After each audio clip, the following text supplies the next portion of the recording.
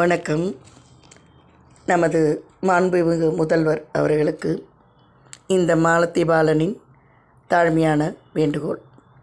போதை என்பது எதில் வேண்டுமானாலும் இருக்கலாம். அதனால் மது குடிப்பவர்களையோ புகை பிடிப்பவர்களையோ மோசமானவர்கள் என்று நான் சொல்ல வரவில்லை. இது ஒன்றும் தேச துரோகமும் அல்ல. சிலருக்கு தூக்கம் வராமல் இருக்கலாம், சிலருக்கு அதிக உடல் உழைப்பு இருக்கலாம், மனச்சோர்வுக்கு ஆளாகி இருக்கலாம். அவரவர் வாழ்க்கையிலும் தனிப்பட்ட தேவைகள் இருக்கலாம். அது அவர்களின் விருப்பம். ஆனால் இதன் விளைவுகள் கணக்கிடும்போது ஏராளமான கெடுதல்கள் இருக்கின்றன.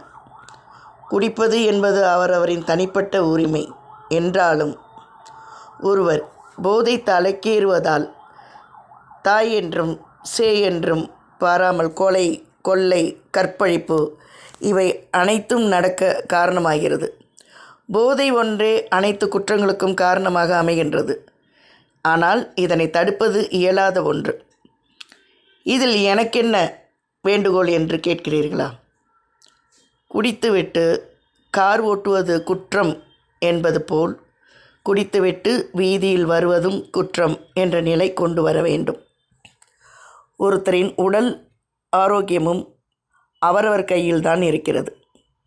அதனால் அவர்கள் பார்த்து கொள்ளட்டும். குடிப்பதென்றால் 4 சுவருக்குள் இருந்து குடிக்கட்டும். எக்காரணம் கொண்டும் வெளியே வரக்கூடாது என்ற சட்டம் இயற்ற வேண்டும்.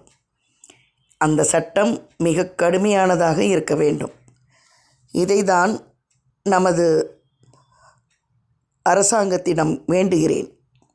இந்த காணொளியை பார்க்கும் ஒவ்வொருவரும் சமூக பொறுப்புடன் இதனை லைக் செய்யுங்கள், பலருக்கும் பகிருங்கள் என்பதை தாழ்மையுடன் கேட்டுக்கொள்கிறேன்.